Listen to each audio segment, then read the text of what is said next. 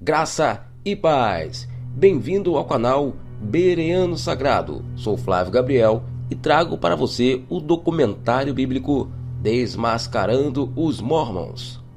Você já ouviu falar da Igreja de Jesus Cristo dos Santos dos Últimos Dias? Esta é o nome da Igreja dos Mormons. Muitos são aqueles que pensam que esta igreja é evangélica e até a visitam pensando que estão visitando mais uma igreja. Mas não é. Se trata de uma seita, mas não uma simples seita, e sim uma das seitas mais poderosas e influentes no mundo e por isso bem perigosa. Neste vídeo você verá várias pessoas que eram mormons e o que aconteceu na vida delas. Você verá também várias doutrinas que os mormons acreditam, a poligamia,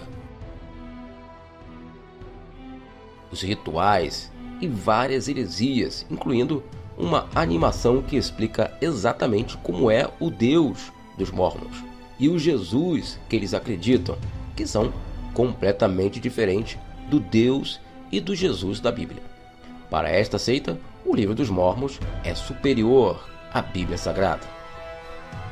O nome original deste documentário é Fabricantes de Deuses. Ele foi feito em 1982 e, com os seus direitos autorais cedidos livremente, eu pude remasterizar este vídeo e trazer para você. Este vídeo faz parte da nossa série Combate às Seitas e Heresias do nosso canal Bereano Sagrado. Então, fique atento aos próximos vídeos desta série que vem por aí. Para isso, se inscreva em nosso canal e ative o sininho para receber as notificações sobre novos vídeos. E não se esqueça de deixar aquele like abençoado. Amém? Vamos ao documentário Desmascarando os Mormons.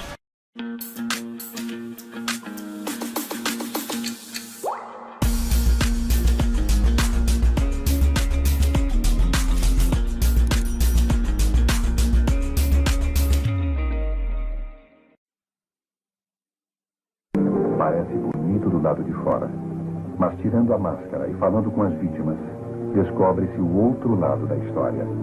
As evidências documentadas que você verá podem parecer incríveis, mas são todas verdadeiras.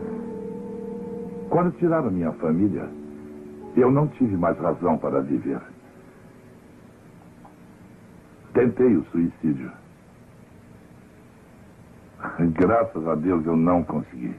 A parte mais difícil para mim é que fizeram meus próprios filhos voltarem-se contra mim. Você sabe, a lavagem cerebral dessa organização é incrivelmente eficaz. Em defesa de um número crescente de vítimas, Ed Decker e Dick Bear, vítimas também dessa poderosa organização, consultaram um escritório de advocacia sobre se entrariam com um processo contra ela. Sr. Bear, Sr. Decker, estamos tratando aqui com o quê? Trata-se de uma enorme organização, uma companhia de bilhões de dólares com propriedades pelo mundo inteiro, cuja influência espanta. Temos registros de muitos lares que têm sido destruídos por essa gente. É um dos grupos mais enganadores e perigosos do mundo inteiro. Eu tenho provas que o ligam com o ocultismo, com o satanismo. Sr. Decker, eu não duvido de sua sinceridade, mas eu acho difícil acreditar nisso. Na realidade, essa gente orgulha-se muito do seu senso de unidade familiar, como também em uma forma notável de retidão moral. É parte do incrível engodo. É o que precisamos desenterrar. Nós precisamos desmascará-lo mostrando a verdade.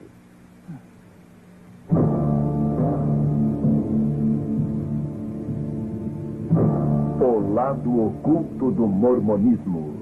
Uma distribuição Comet. Versão brasileira Herbert Richards. Cidade do Lago Salgado, Utah, meca do mormonismo. Uma das religiões mais ricas do mundo e que cresce tanto que tem mais de 6 milhões de membros pelo mundo. Para o mundo lá fora, a Igreja Mormon mostra uma imagem familiar bem cuidada. Destacam a união da família, um relato inspirador e elevados padrões morais. A Igreja Mórmon, conhecida como a Igreja de Jesus Cristo dos Santos dos Últimos Dias, ou SUD, envia milhares de missionários por ano para propagarem o mormonismo pelo mundo todo. Quase todos são treinados aqui, num centro especial junto da Universidade Brigham Young, ou BYU. Para a maioria de nós, os mormons parecem cristãos verdadeiros, vivendo aquilo que creem. Dr. Harold Goodman, professor da BYU, ex-bispo mormon, atualmente um presidente de missão na igreja. A igreja encoraja a família a reunir-se sempre que possível em diversas atividades, como, por exemplo, a noite familiar. O pai, o patriarca da família, reúne os seus familiares, fazem uma oração, cantam um ou dois cânticos e etc. I looked out the window and what did I see? Popcorn popping on the apricot tree. Somos uma igreja centralizada na família, pois cremos que famílias fortes formam uma nação forte. Nações fortes formam um mundo forte. O crescimento da Igreja Mórmon tem sido fenomenal. Dentro de 50 anos, contará com 70 milhões a 100 milhões de pessoas. Assim será por muitas razões, e uma delas é o vasto programa missionário por todo o mundo.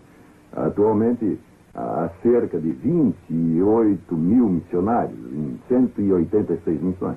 Milhares dos primeiros membros desse movimento foram recrutados na Inglaterra, aumentando assim a igreja na América no início do século XIX.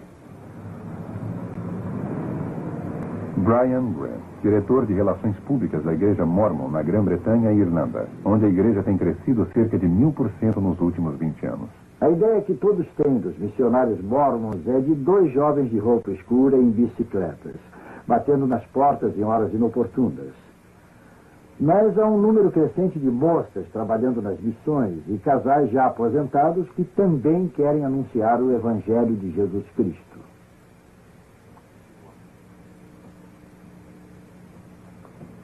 Muita gente tem se unido à igreja, creio que é por causa dos princípios do Evangelho, que os faz entender quem são, quem foram e o que poderão vir a ser.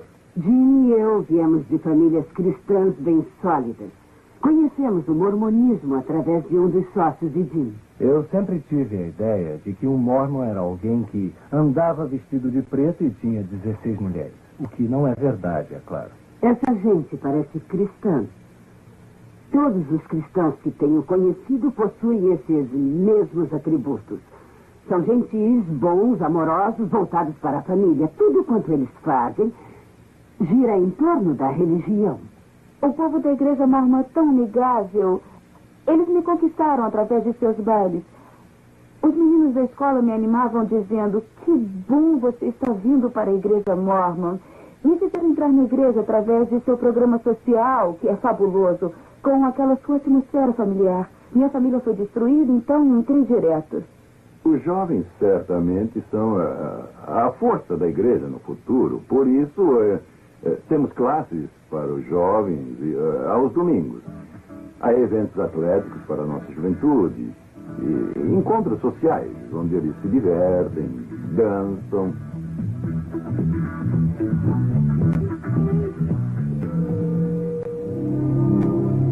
Muitos dos eventos sociais, bem como os cultos regulares, têm lugar nas capelas, que estão sendo construídas em média de 2 por dia ao redor do mundo.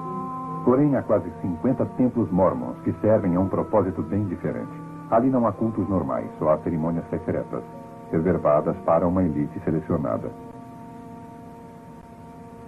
O alvo de todo santo dos últimos dias é vir a casar-se, formando uma unidade familiar na casa do Senhor.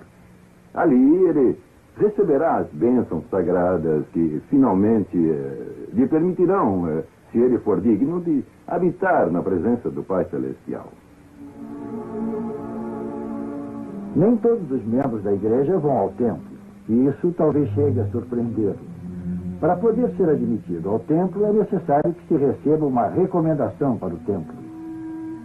É necessário uma entrevista que seja satisfatória com o bispo e com o presidente da estaca. Ali, ele ou ela é interrogado quanto a certas questões muito pessoais, sobre seu valor, moralidade e se é dizimista integral. Somente assim poderemos estar com nosso Pai Celestial. Sem isso, não poderemos chegar à sua presença. Ao ser admitido no templo e aderindo a várias regras, tais como abster-se de chá e café, doar uma porção substancial do salário à Igreja Mórmon e trabalhando de graça para diversas organizações da Igreja, o Mórmon digno pode tornar-se ele mesmo um deus na vida por vir, governando o seu próprio planeta com um bom número de esposas deusas. Assim você pode ver por que o templo é tão importante para nós, os mormons. Porque quem for digno de entrar no templo, recebendo ali as ordenanças e os convênios e guardá-los, finalmente poderá tornar-se o próprio membro um deus. Antes desse templo recém-construído em Seattle ser fechado para todos, exceto para um grupo seleto de mormons, os visitantes puderam dar uma espiada por dentro do mesmo. Para muitos desses mormons que vieram de milhares de quilômetros de distância e ficaram na chuva por várias horas, essa pode ter sido a única vez em que puderam entrar num templo mormon. Quem é Deus Pai para você? Ele é como eu, você é como todos na face da terra. Então ele é um homem? É. Como ele tornou-se Deus? Ele é perfeito em tudo. Então, se formos perfeitos, poderemos ser como Deus? Sim, senhora. Os deuses e as deusas mormons, conforme dizia Joseph Smith, outrora eram apenas humanos, como todos nós. Porém, esforçaram-se e tornaram-se deuses. Há supostamente bilhões desses seres altamente evoluídos no espaço, governando seus próprios planetas. Isso parece ficção científica ou mitologia grega. O senhor acredita que a maioria dos mormons crê mesmo nessas coisas? Sem dúvida. Claro. Floyd C. McKelvin, autor do best-seller A Ilusão Mormon. Eles creem que Deus progrediu eternamente e que antes ele foi um homem que se tornou Deus. Daí vem a doutrina deles de que todos podem evoluir e tornar-se deuses. Por exemplo, no livro Regras de Fé, há uma citação de Theon, que diz: como o homem é, Deus foi. Como Deus é, o homem poderá vir a ser. Portanto, toda a doutrina deles deriva-se da ideia de tornarem-se deuses. Eu acho que deuses e deusas não voam até os tribunais. Os jurados têm a responsabilidade de mostrarem-se céticos. Precisamos dar-lhes informações que contenham algum fundo de verdade. O que os senhores estão dizendo, eu acho que eles não engolirão isso, não. Eu engoli por 19 anos. Você precisa compreender a estranha crença dos mormons que gira em torno do casamento celestial. Eles creem que a divindade deles está ligada à exaltação eterna mediante o casamento e a unidade familiar. A igreja mormon ensina que se eu quiser ser uma deusa, eu preciso me casar com um homem mormon vinculado à igreja. Sem um marido que me leve ao templo, eu não posso ir para o céu e estar com meu Pai Celestial. Segundo a teologia mormon, maridos e mulheres que conseguem chegar à divindade serão obrigados a povoar seus próprios planetas, procriando todos os filhos espirituais que puderem. Desde quando eu era garotinha, me ensinavam que meu principal propósito na vida era tornar-me uma deusa no céu para que eu pudesse povoar uma terra. Como eu queria isso, estar eternamente grávida e olhar para uma terra e dizer: ela é minha, povoei toda essa terra, eu tive todos aqueles bebês, todos. Olha, na verdade, eu acho um pouco difícil crer que os advogados e juízes mormons que eu conheço realmente esperem tornar-se deuses, povoando novos mundos e praticando sexo celestial com suas esposas deusas. Por que não pergunta a eles? Bom, eu me sentiria embaraçado, para falar honestamente. E se é verdade, como o senhor sugeriu, que essa gente planeja realmente reproduzir-se por todo o universo, bom, eu prefiro não saber nada sobre isso. Temos negócio com aqueles cavaleiros. Por isso é que é um segredo. Por isso, os próprios mormons nada dizem a respeito. Eles também ficam embaraçados. Olha, o mormonismo baseia-se na crença de que seres extraterrestres de uma estrela distante chamada Kolob visitaram este mundo. E durante esta visita estiveram com um garoto de 14 anos de nome Joseph Smith. Fizemos um curta-metragem mostrando a diferença entre o mormonismo e o cristianismo, pois o mormonismo é muito diferente do cristianismo ortodoxo. Gostaria de mostrar-lhe, se vocês me permitem.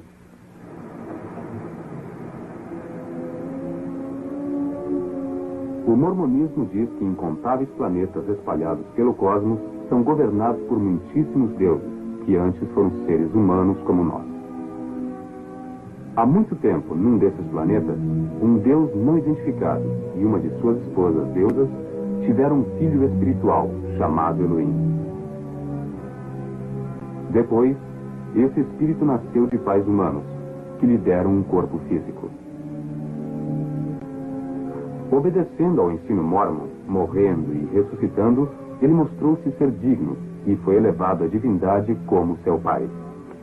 Os mormons creem que Elohim é seu pai celestial e que ele vive com suas muitas esposas deusas num planeta próximo da misteriosa estrela Kolob. Aqui, o deus do mormonismo e suas esposas, mediante interminável sexo celestial, produzem bilhões de filhos espirituais. Para decidir sobre o destino deles, o chefe dos deuses mormons convocou um conselho nos céus. Estavam presentes os dois filhos mais velhos de Elohim, Lúcifer e seu irmão, Jesus. Foi exposto um plano para formar o planeta Terra, onde os filhos espirituais tomariam corpos mortais e distinguiriam entre o bem e o mal. Lúcifer apresentou-se para tornar-se o salvador deste mundo. Querendo a glória para si, planejou forçar todos a se tornarem deuses. Opondo-se à ideia, o Jesus Mormon sugeriu dar aos homens o livre-arbítrio como em outros planetas. E foi aprovada a proposta do Jesus Mormon, que se tornaria o salvador do planeta Terra. Furioso, Lúcifer convenceu um terço dos espíritos destinados à Terra para lutarem como seus aliados. Lúcifer, então, tornou-se o diabo e seus seguidores os demônios. Enviados a este mundo, não teriam corpos de carne e ossos. Os espíritos que não foram valentes na batalha contra Lúcifer foram amaldiçoados, nascendo com pele negra. Assim os mormons explicam a raça negra. Os espíritos mais valentes contra Lúcifer nasceriam em famílias mormons na Terra. Seriam pessoas de pele branca, ou claros e agradáveis, segundo descreve o Livro de Mormon. Os primeiros profetas mormons diziam que Elohim e uma de suas esposas deusas vieram à Terra como Adão e Eva iniciar a raça humana. Milhares de anos depois, Elohim veio novamente à Terra, em forma humana, vindo de sua estrela Kolob, para fazer sexo com a Virgem Maria, a fim de dar a Jesus um corpo físico. O apóstolo mormon Orson Hyde ensinou que Jesus, ao atingir sua maturidade, teve pelo menos 3 esposas: Maria, Marta e Maria Madalena. Por meio delas, o Jesus mormon, de quem Joseph Smith dizia ser descendente direto, supostamente já era o pai de alguns filhos antes de ser crucificado. Segundo o Livro de Mormon, após a sua ressurreição, Jesus veio às Américas pregar aos índios, os quais os mormons creem ser realmente israelitas.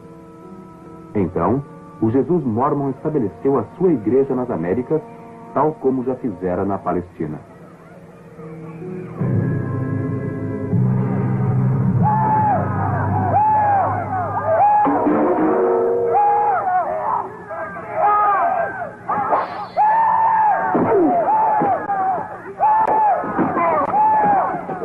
Lá pelo ano de 421 d.C., os índios israelitas, de pele escura, conhecidos como lamanitas, destruíram todos os nefitas claros após grandes batalhas.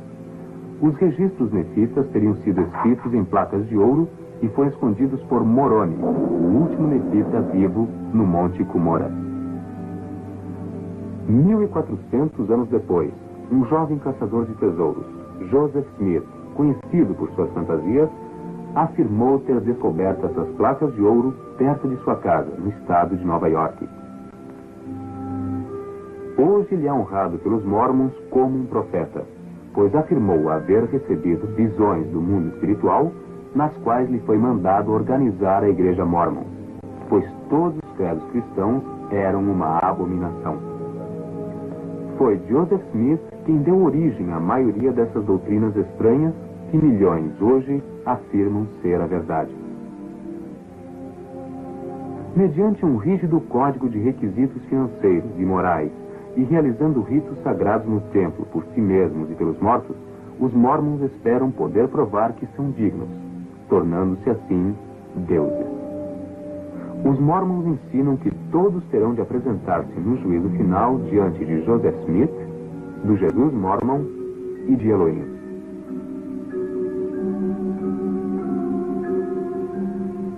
Os Mormons, que foram selados na cerimônia de casamento eterno, esperam tornar-se deuses polígamos no reino celestial, governando outros planetas, criando novas famílias eternamente.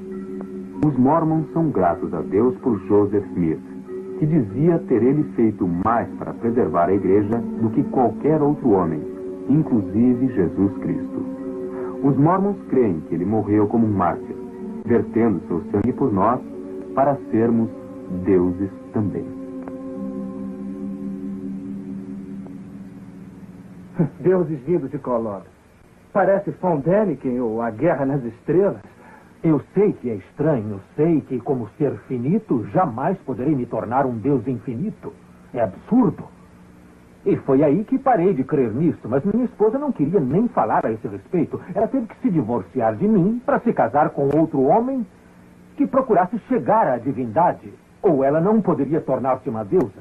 A Igreja Mórmon pressiona as pessoas para divorciarem-se dos seus cônjuges se por acaso não atingirem os padrões dessa igreja, e também as pressiona a se casarem com outros que estejam tentando chegar à divindade?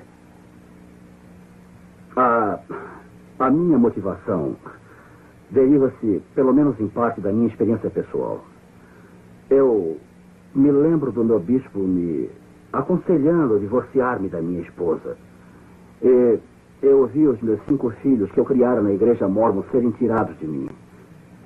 E atravessei vários e vários anos procurando uma reconciliação. Eu conheço centenas de famílias cujas histórias, parecidas com a minha, partiriam o seu coração. Greg e Jolene, divorciados por causa da Igreja Mórmon e depois casados de novo. Ele foi criado como cristão e eu como mórmon. Tínhamos um ótimo relacionamento, mas tudo sempre voltava ao mormonismo. Eu tinha que convertê-lo de algum modo. Após 2 anos e meio de muito tentar, eu desisti e fui aconselhada a divorciar-me dele. Os líderes da igreja entenderam que meu marido nunca aceitaria os padrões da igreja ou a palavra de sabedoria e nem queria estar ativo no sacerdócio. Assim, julgaram que o divórcio seria bom e aceitável para mim e encorajaram o divórcio. Na segunda visita ao conselheiro, ele repassou o que lhe havíamos dito e ele comentou: algumas pessoas jamais deveriam casar. Eu jamais pensei que um bispo iria aconselhar o divórcio. Ao invés disso, ele deve procurar meios para reconciliar os casais. Mas no meu caso, minha esposa foi aconselhada pelo bispo que seria melhor ela divorciar-se de mim. Haverá situações que, por motivo de incompatibilidade de um tipo ou de outro, o divórcio pode tornar-se inevitável. Mas, visto acreditarmos firmemente na unidade familiar e também na santidade da família, isso só se dá em casos extremos. E ninguém apela para isso por motivo de mera conveniência. Eu fui ao meu bispo e ele me aconselhou que era melhor eu viver sem ele e ser uma serva no céu mórmon do que ficar casada com ele. E essa é a igreja que ensina a unidade familiar. Mas destruíram meu casamento. Senhor, isso não está ajudando o caso. Essa gente tem a liberdade religiosa de crer no que bem quiser. Mas por que teriam a liberdade de separar famílias e de destruir vidas? A pressão sobre a mulher mórmon é incrível. Elas devem ser perfeitas. Elas juram total obediência aos seus maridos no templo mórmon. Há todo um serviço de psiquiatria cuidando da depressão das mulheres mórmons. Eu tenho uma amiga que é enfermeira psiquiátrica e ela me perguntou: Por que há tantas mulheres mormons em minha ala? O quê? O que é isto? Creio que isso se deve ao fato de ser impossível a uma mulher mormon viver segundo os padrões impostos. Elas devem ser perfeitas para poderem ser exaltadas com os seus maridos. Creem que nem sairão da sepultura se seus maridos não a chamarem na manhã da primeira ressurreição. E se ela quiser chegar à exaltação, para a mulher mormon o céu consiste em ficar grávida por toda a eternidade. Um bebê espiritual após o outro. Como mulher mormon, a minha vida chegou a um ponto em que as coisas não andavam nada boas. Todo o meu tempo era gasto fazendo aquilo que os líderes mormons diziam-me para fazer. Cheguei a um ponto em que a vida não tinha mais nenhum sentido. Sandra Tanner, ex-mormon, autora, pesquisadora, considerada uma das maiores autoridades sobre o mormonismo. Utah tem um índice de divórcio acima da média nacional. A média de suicídio é muito maior que a média nacional. Normalmente, o suicídio de adolescentes é mais alto em Utah que no resto do país. Isso deve-se em parte ao fato que os mormons enfatizam a perfeição. E muitos desses jovens sentem-se derrotados em busca da divindade. Não atingem os padrões que a igreja exige deles. Isso destrói a autoestima deles de tal maneira que não podem continuar e se matam. Eu sempre senti que não estava fazendo o suficiente perante Deus. Era impossível ter um irmão melhor do que Kip. Gene e Perry Eliason, pai e irmão do jovem Kip, que se suicidou no início de 1982 com 16 anos. Kip era um filho quase perfeito. Ele era um aluno de destaque. Fazia parte do time de corredores e foi premiado como o membro mais inspirador do grupo. Kip era meu melhor amigo e companheiro desde que sua mãe morreu quando ele tinha 5 anos. Nos últimos 2 anos, Kip andava tão ocupado com suas atividades na igreja que deixou quase tudo mais. Quanto mais ele se envolvia na igreja, mais deprimido ficava. Eu me sentava ao seu lado e discutia esse problema com ele para descobrir o que o preocupava. Então ele revelou que tinha sensações sexuais em conflito direto com os ensinos da igreja. Quando Kip recebeu conselhos, eles só fizeram reforçar os ensinos da igreja, o que diminuiu mais o seu senso de valor pessoal. Sei pelo que Kip estava passando. Também fui entrevistado, como ele foi. A pressão era grande para eu esforçar-me para ser digno e perfeito o tempo todo. O problema é que Kip levou a questão muito a sério. A Igreja Mormon, com seus belos anúncios na revista Seleções, gostaria que crêssemos que ela é cristã de ponta a ponta. Mas quem está de fora não vê como quem está por dentro. Na Igreja Mormon, o próprio livro de Mormon chama os cristãos de prostituta de toda a terra. A cerimônia do templo zomba dos pastores cristãos, representando-os como mercenários de Satanás. Quando entrei para a igreja, eu comecei a indagar. Não era a mesma coisa. Não era cristã, como diziam a minha mãe e a mim. Não era certo. Todo o que crê em Cristo é um cristão. Acreditamos que somos cristãos acima de todas as outras denominações, por termos tantas informações reveladas sobre o nosso Redentor, nosso Salvador, Jesus, o Cristo. Os mormons são instruídos a usar a terminologia cristã quando falam com convertidos em potencial. Palavras como Deus, Jesus e salvação têm sentidos diferentes para os mormons e que os de fora desconhecem. Você pensa que o mormonismo é cristão? Sim, cremos em Deus, o Pai Eterno, em seu Filho Jesus Cristo e no Espírito Santo. Há muitos que possuem só uma parte do Evangelho de Jesus Cristo. A Igreja de Jesus Cristo, dos Santos dos Últimos Dias, tem todo o Evangelho em sua plenitude total. A primeira visão de Joseph Smith é a pedra angular da Igreja Mormon, mas há 9 versões da mesma, cada qual contradizendo a outra. Os líderes mormons ocultam de propósito a verdadeira história da religião deles, porque sabem que as pessoas nunca creriam que ela veio de Deus se vissem como os retalhos foram sendo costurados. Nas suas narrativas não publicadas, vemos que Joseph Smith primeiro disse que somente Jesus lhe aparecera. Na segunda vez ao escrever sua história, anos mais tarde, disse que muitos anjos lhe haviam aparecido. E alguns anos depois afirmou que 2 seres é que lhe apareceram. Ele mudou a data, mudou sua idade, mudou seus motivos, por qual razão for orar no bosque, mudou quem estava ali, mudou igualmente a mensagem que lhe deram. Se ele estivesse narrando de fato uma experiência autêntica, saberia dizer se quem ele viu foi Deus, ou se foi Jesus, ou se foram ambos, qual era a mensagem quando tudo sucedeu. Mas ele ficou modificando a sua história. Se você fosse testemunha de um acidente e alguém lhe pedisse para contá-lo e você desse 3 versões tão divergentes quanto essas, as pessoas diriam que você não foi testemunha coisa nenhuma. A Igreja Mórmon vive mudando as suas escrituras e as mudanças são incríveis. Há milhares delas. Há pouco tempo canonizaram a secção 137 do livro Doutrina e Convênios. Quando ali, eu percebi que havia omitido mais de 200 palavras da revelação original de Joseph Smith. Mas por que a igreja omitiu essas 200 palavras? Porque contém 3 revelações totalmente falsas, profecias de Joseph Smith. Joseph Smith disse que a Lua era habitada por pessoas vestidas como os Quakers, que chegavam até aos 1000 anos de idade. E Brigham Young acrescentou quando disse que não só a Lua era habitada, mas que o Sol também era. Creio que algumas das literaturas decididamente mais anti-mormon, se assim quisermos chamá-las, são as próprias publicações da Igreja Mormon. Se eu cresce que Joseph Smith e Brigham Young foram profetas do Deus vivo, eu teria de ser polígamo. A doutrina deles ensina que não há vida eterna sem um relacionamento polígamo.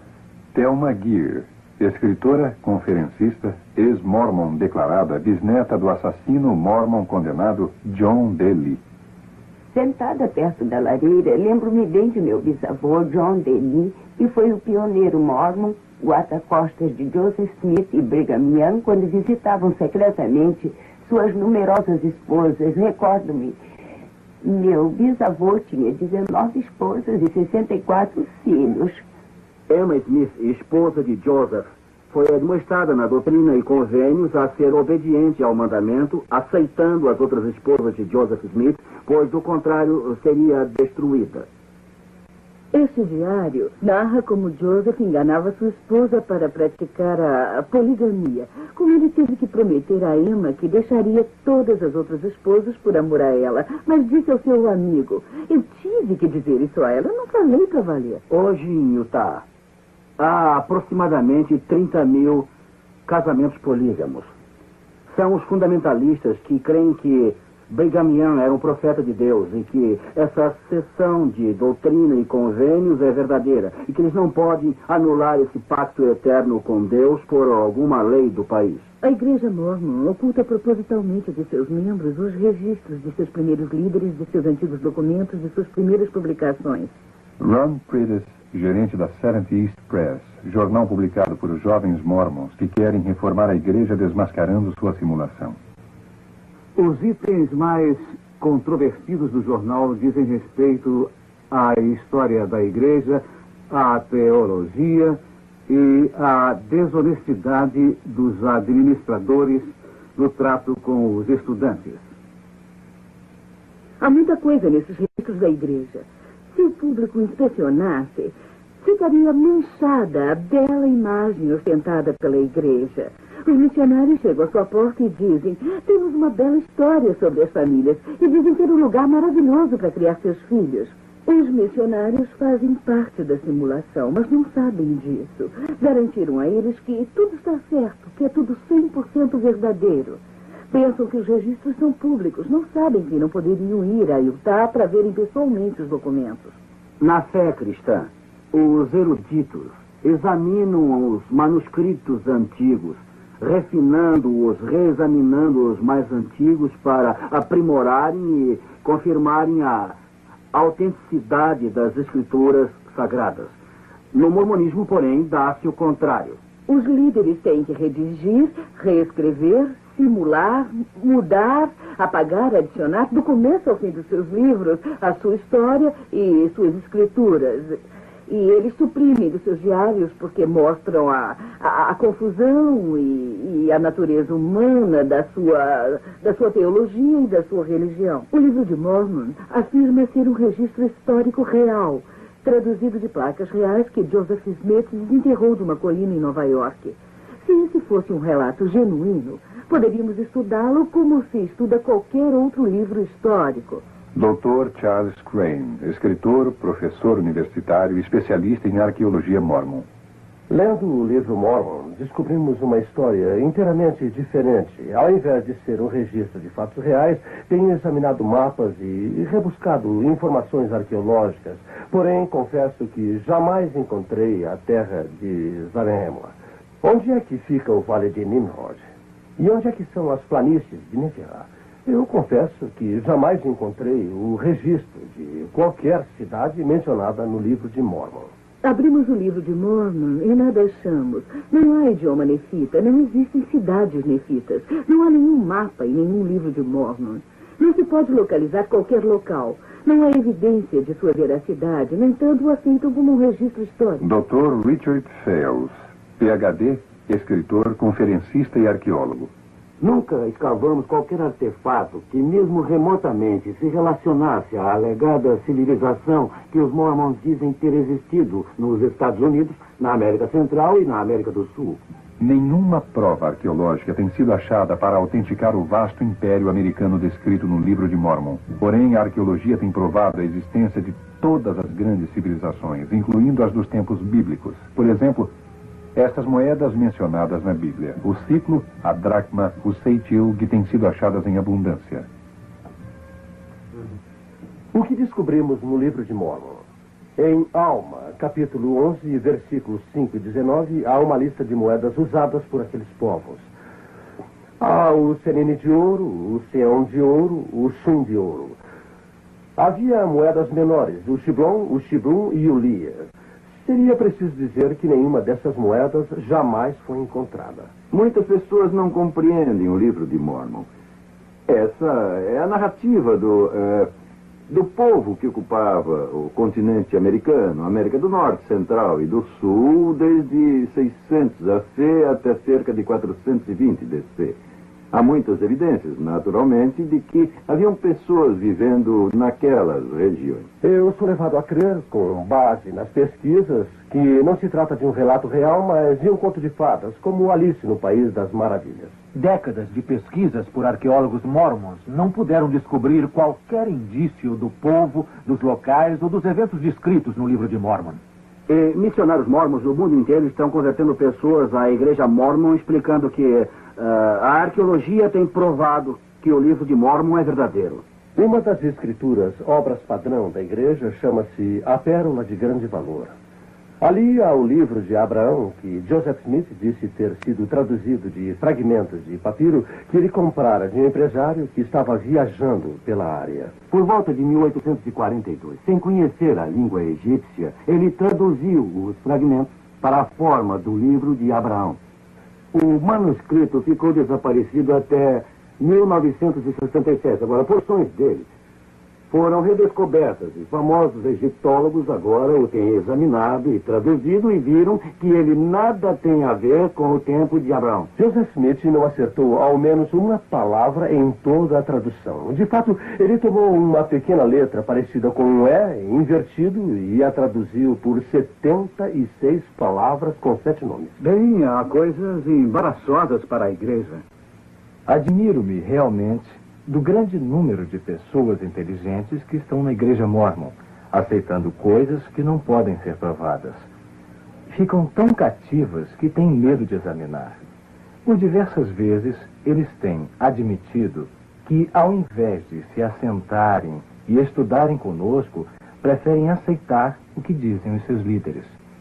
A igreja mormon tem um profeta vivo cujas palavras abafam a Bíblia ou qualquer escrito mormon anterior. Assim, o profeta Spencer W. Kimball, em meio à crescente pressão social e problemas raciais no Brasil, recebeu uma revelação divina que o capacitou a suspender a maldição contra os negros que até pouco tempo eram tidos pela igreja mormon como baixos nos seus hábitos, desajeitados, inferiores na aparência, desprezados e geralmente sem a bênção da inteligência normal. O profeta Brigham Young havia dito antes que qualquer mormon que se casasse com um negro seria morto na hora e que essa lei sagrada era inviolável. Numa publicação mormon, eu li um artigo do atual profeta da igreja, onde ele descrevia o seu poder como presidente da igreja. Dizia-se ser, basicamente, o elo entre Deus e os homens. Cremos que o profeta mais importante é o profeta vigente da época. Assim, quando ele fala como profeta, cremos que é como se o Senhor estivesse falando.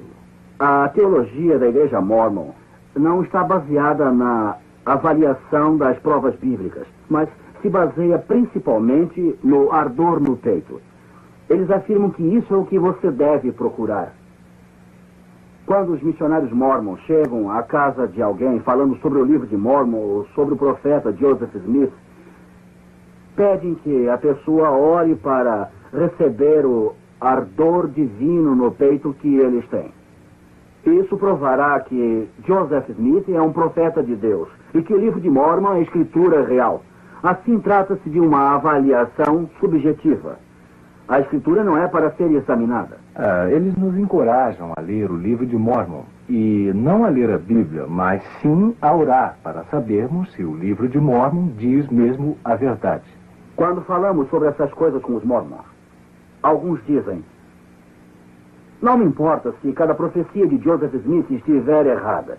Eu senti o ardor no meu peito e vi que a igreja é verdadeira. Pergunto, você já o submeteu à prova? Dizem, não preciso pô-lo à prova. Tenho ardor no meu peito. Acreditam totalmente em tudo quanto é mormon. O que você verá agora é uma autêntica e inédita reinterpretação das cerimônias secretas do Templo Mormon, que a maioria dos mormons nunca assistiu. E os que as viram juraram nunca revelar o segredo, sob pena de morte. Na execução da penalidade, levantamos a mão direita espalmada com o dedo polegar em ângulo reto sobre a orelha esquerda, fazendo passar rapidamente pela garganta até a orelha direita e deixando-se cair na mão naturalmente. Todos nós que já passamos pelo templo, juramos solenemente consentir que nossas gargantas fossem cortadas e que nossos corações e órgãos vitais fossem arrancados. A execução da penalidade é representada passando-se o polegar rapidamente pelo corpo e deixando-se cair na mão naturalmente. No casamento celestial, no templo, os cônjuges são selados um ao outro para o tempo e a eternidade em rituais tipo maçônico. Sem o ritual, ninguém chegará à presença de Joseph Smith para tornar-se um deus. Hey, lay, air. Irmão José Prates, tendo autoridade, eu te lavo em preparação para receber a tua unção em lugar e a favor de João Alves Campos, falecido, para que fiques limpo do sangue dos pecados desta geração. Irmã Neuza Brandão, eu te lavo em preparação para receber a tua unção em lugar de... Elisa Barreto. Elisa Barreto, falecida, para que fiques limpa do sangue dos pecados desta geração. Eu lavo a tua cabeça para que teu cérebro e tua mente fiquem claros e ativos.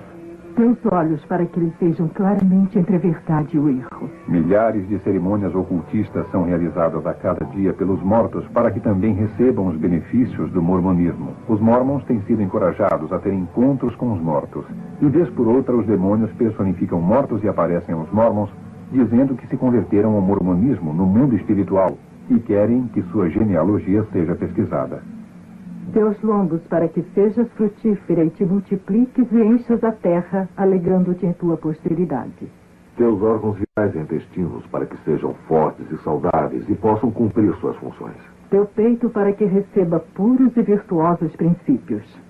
Nosso profeta vivo disse-nos que a igreja tem 3 propósitos. Um é proclamar o evangelho de que temos falado. O outro propósito é aperfeiçoar a vida dos santos. E o terceiro é redimir os mortos. Consequentemente, ocupamos-nos na pesquisa de nomes e lugares de nascimento de nossos familiares, bem como de todas as pessoas possíveis.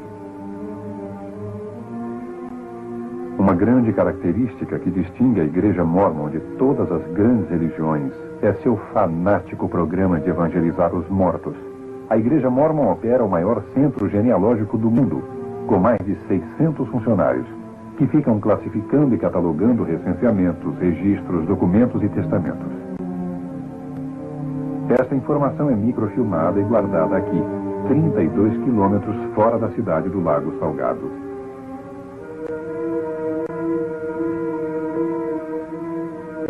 Eu faço a pesquisa, levo seus nomes ao templo e os batizo, e então selo-os na casa do senhor como unidades familiares. Quando um mormon qualquer entra no templo para receber seus endowments, recebe um par dessa sagrada roupa de baixo. E então é instruído a usá-lo o tempo todo. Supostamente essa roupa é mágica, é uma peça super poderosa e que resguarda a pessoa do mal se ela está vivendo o evangelho mormon. Mas, para falar francamente, talvez seja a peça menos atrativa e, afirmo, a mais desumanizadora do mundo. Não há estatísticas que mostrem que esses garments do templo resguardaram alguém de qualquer coisa. Embora os mormons digam que esses garments, por causa do seu poder mágico, têm salvo pessoas da morte no fogo e de todo tipo de mal e acidentes. Ou elas vão ao hospital para terem neném, mas recusam-se a tirar a roupa, ao ponto do médico ter de cortá-la para o neném nascer. Depois de ajudar minha avó a banhar-se e sair da banheira, enxugávamos sua perna esquerda, punhamos o garment limpo na perna esquerda e só então ela tirava o garment sujo da perna direita. O garment tem que ser usado em contato com a pele, com suas outras roupas íntimas por cima dele. Ele protege o corpo. É como um amuleto, é uma superstição. Joseph Smith estava muito envolvido com o ocultismo. Ele tinha uma pedra de vidente que usava como bola de cristal para adivinhar o local de tesouros escondidos e traduzir as placas de ouro. Em 1826, Joseph Smith foi preso e condenado, pois fingia encontrar tesouros escondidos com a pedra. As marcas especiais nesse garment tornam-na um amuleto especial chamado talismã. Na Bíblia satânica de Anton LaVey, sob a divisão chamada Nomes Infernais, eu quero mostrar-lhe algo. Aqui está o Deus Mormo, rei dos necrófilos, Deus dos mortos-vivos. Os que o seguem são chamados Mormons. Nós não podemos chegar assim a tal conclusão. Poderia ser mera coincidência. Os mormons são obcecados por genealogias, cerimônias e ritos templários pelos mortos que creem poderem visitar os vivos e que podem converter ao mormonismo até no túmulo. Em chinês, mormon significa portas do inferno. Por isso os missionários têm problemas em Hong Kong, por exemplo. Evitam o termo mormon ao tentarem converter os chineses.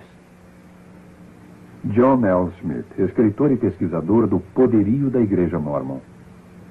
A Igreja Mormon é a segunda maior instituição financeira a oeste do rio Mississippi. A Igreja Mormon exerce poder econômico com maior eficiência que qualquer outra religião organizada no mundo. Tem a companhia de seguros Beneficial Life com 470 milhões de dólares. O Deseret Management and Trust Corporation, hospitais, escolas, apartamentos e fazendas. É grande acionista do Los Angeles Times. Possui emissoras de televisão e rádio e a cadeia de lojas de departamentos CMI. Tem vastas terras em todos os 50 estados americanos, no Canadá, na Europa e em cada continente. 2/3 de suas propriedades são isentos de impostos.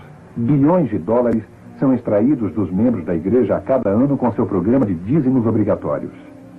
É difícil dizer o que a Igreja Mormon realmente possui. Alguém disse que o próprio profeta Mormon poderia não saber, porque podem ter comprado algo ontem ou vendido algo hoje.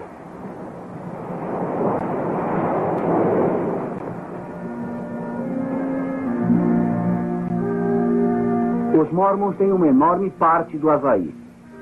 São uma das principais instituições financeiras da região.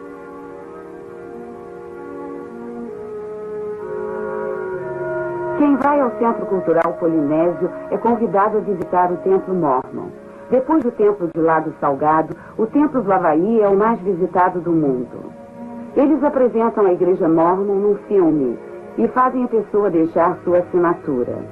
O nome e o endereço da pessoa são então enviados a um missionário da área onde ela reside. Pouco depois dela voltar de sua visita ao Templo do Havaí, é visitada pelos missionários mormons, que indagam se ela gostou de sua visita ao templo e se quer saber mais sobre a igreja, usando esse método para compartilhar as doutrinas mormons com as pessoas. Eles têm outros modos de recrutar membros, como missionários de porta em porta, centros para visitantes, milhares de grupos de escoteiros e instituições educacionais. E através da cadeia de hotéis Marriott, onde a literatura mormon é posta em cada quarto. Apesar de toda a conversa de construção de uma sociedade ideal, o estado de Utah, que é 70% mormon, encabeça a nação em número de falências e fraudes, e também é um líder em número de divórcios, suicídios, abuso de crianças, gravidez de adolescentes, doenças venéreas e bigamia.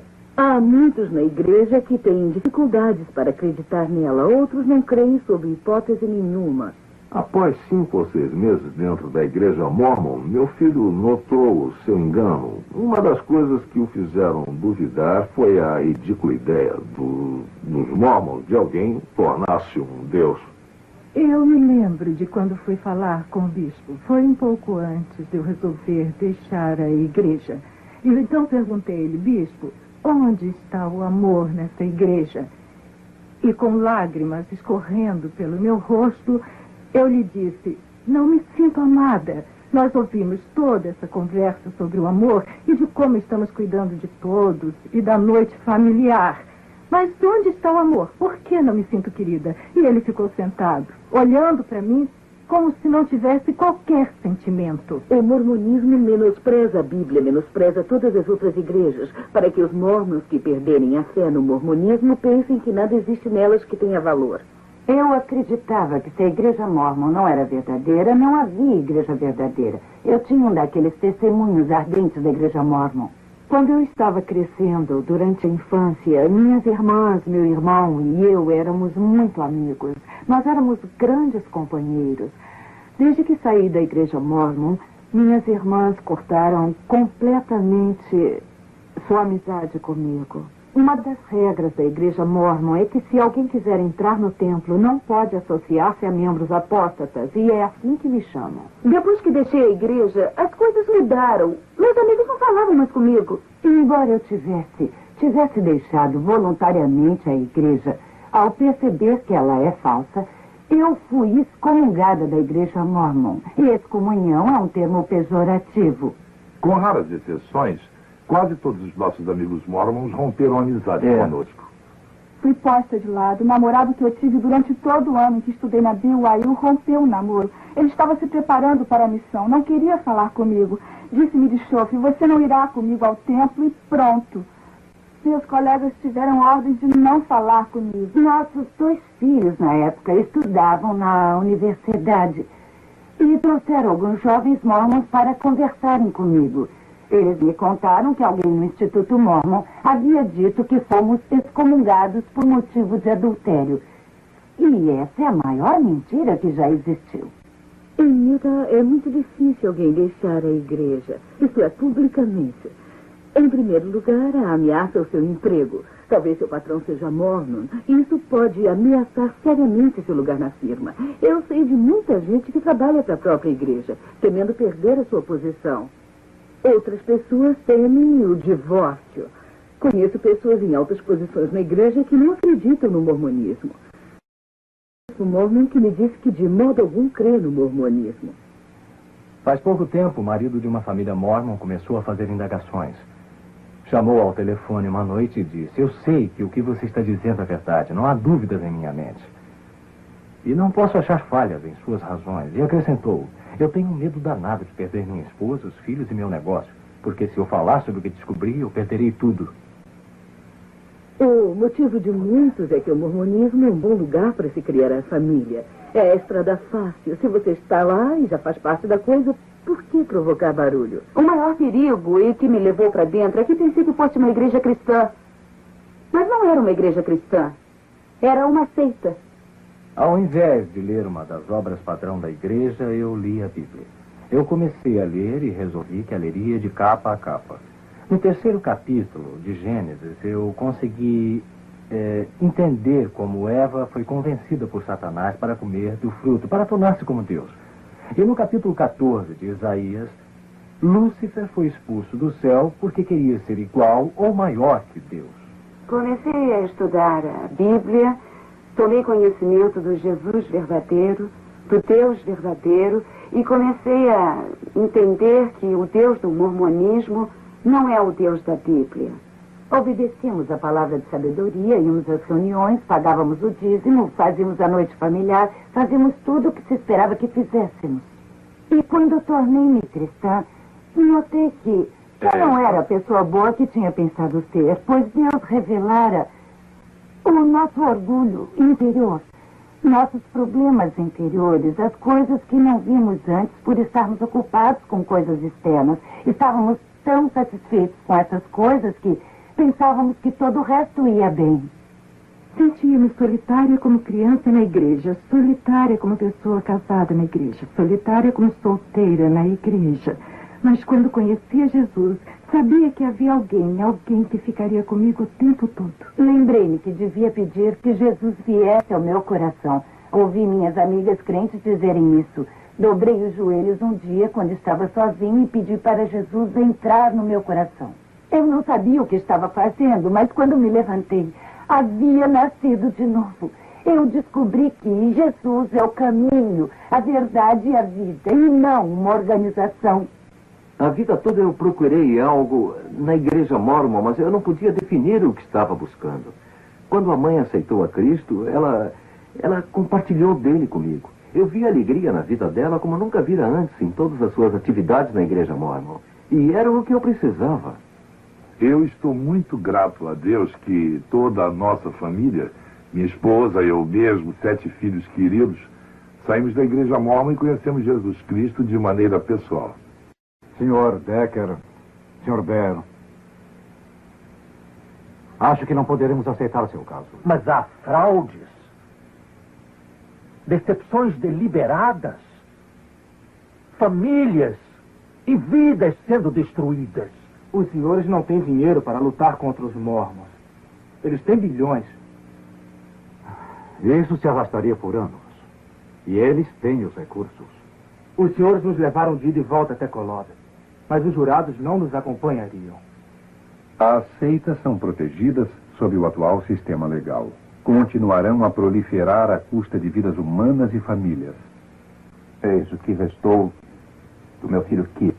Esta é sua última carta. Papai, te amo mais do que posso exprimir. Se possível, eu ficaria vivo por sua causa. Pois amo só você. Mas não é possível. Antes de tudo, devo amar a mim mesmo, mas não me amo. Uma estranha sensação de trevas e autodesprezo apossou-se de mim. Infelizmente, devo ceder a essa sensação horrível. Essa turbulência só alguns entendem. Eu sei que você não entende a sensação de autodesprezo que sinto. Essa é a única forma em que posso aliviar-me dessa sensação. Vá em frente e seja feliz. Te amo mais do que as palavras podem pedir. Seu filho Kip.